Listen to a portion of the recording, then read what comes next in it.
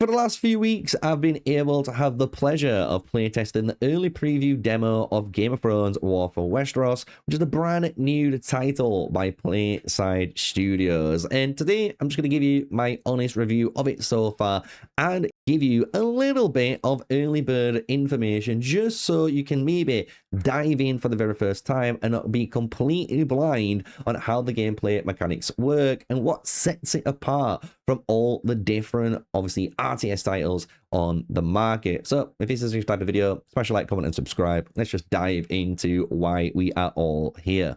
Game of Thrones, War for Westeros.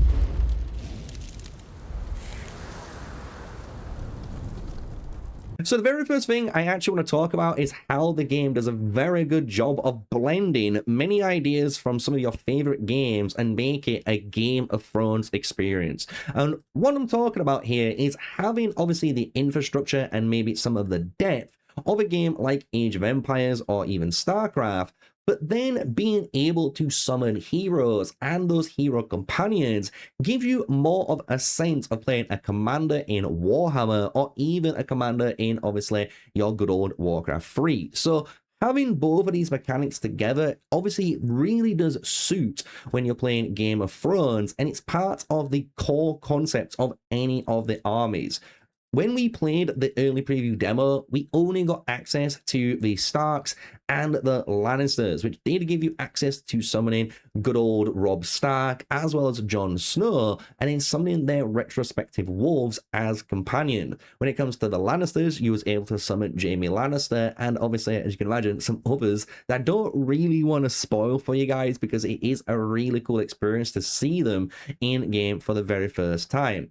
The thing is with these heroes though, they are not just there to obviously look pretty alongside your armor. They do have impact. They are able to activate abilities like you would do in a Warhammer game and actually either give you big buffs, you're able to do big damage, you're able to do massive crowd control. You can actually use Ghost to target an individual unit and try to lock them down for a little bit of time to help your main army and even your Jon Snow to get in there and help fight, kill off whatever he's targeting. So you can see where the complexity starts to build up like any of the RTS games have.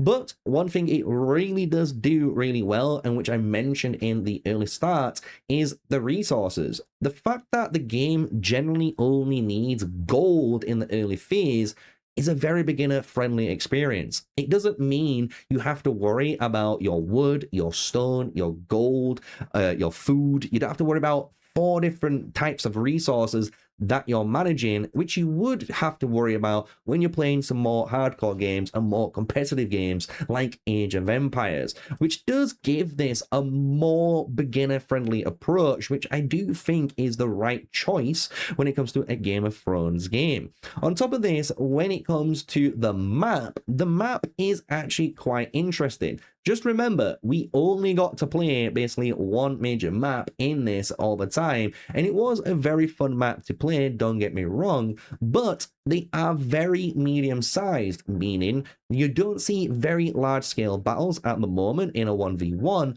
However, being medium-sized gives you enough space to get your initial infrastructures off, but then kind of gets the combat and fighting happening sooner, so you're not really in a 40-minute, an hour game. They normally last around 10 to 20 minutes. It's actually quite refreshing how fast sometimes these games can happen, which is one thing that I would say is kind of a pro on the gameplay side of, obviously, the good old Game of Thrones War for Westeros. However, when it comes to everything else in the game, I will say it is very, not basic, but it's everything that you would imagine. So you can build your blacksmith, which obviously is going to be your troop upgrades. You can then build more advanced structures, which is giving you access to special units within each of the camps, just like you would have in any of these games. So again, this isn't anything special, but what I will say,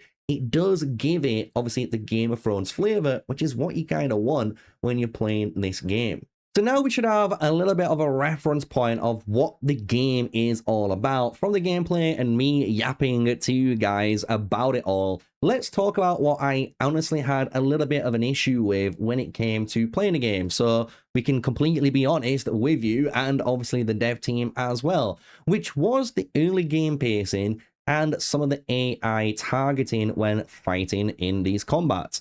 So the very first thing, the early game pacing. This is actually split into two different areas.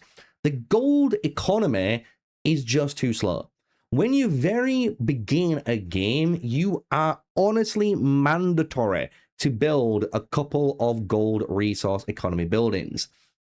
If you don't do that, you will lose on the spot. And that's just because of how slow the gold economy is after. And the game doesn't really tell you that, obviously, when we got to playing it.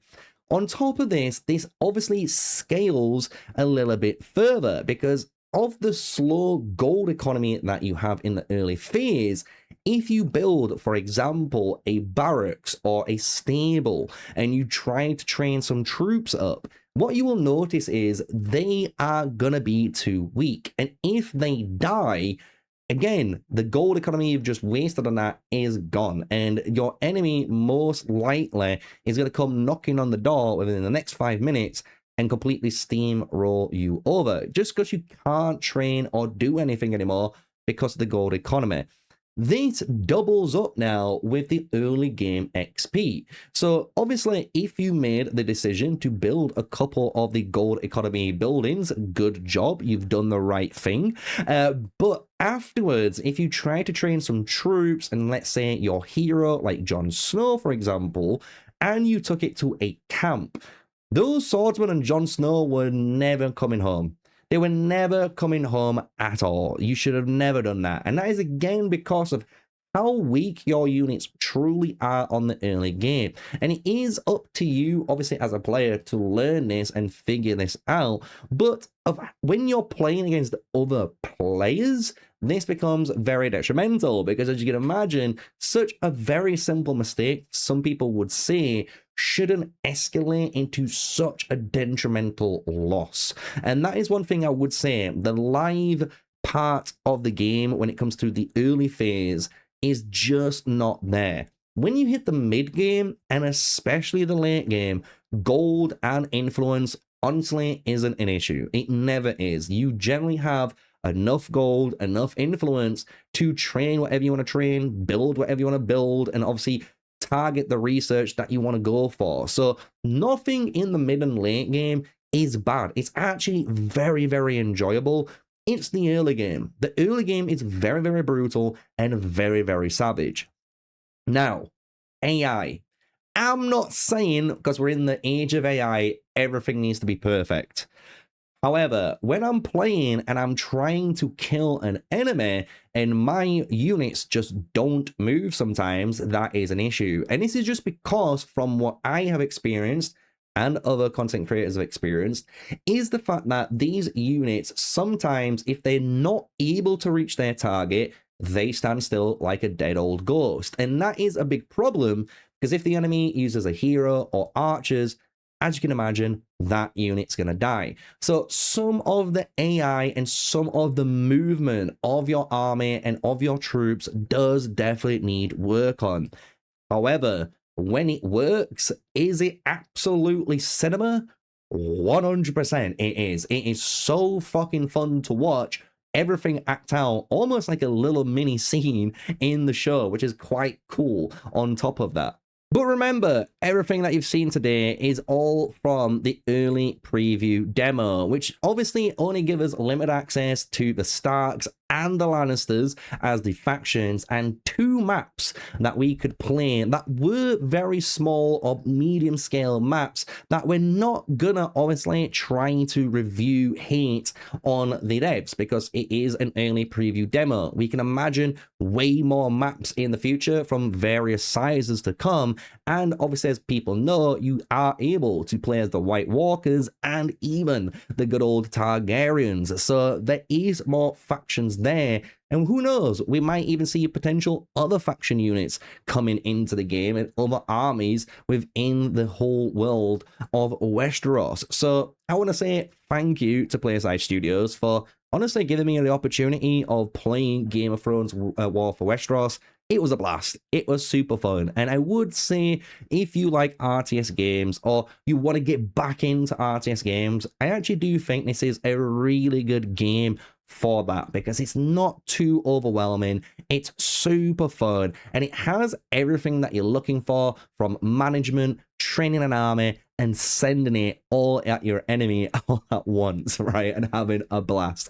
So big thank you to PlaySide Studio for letting me play Game of Thrones War for Westeros. It was a pleasure.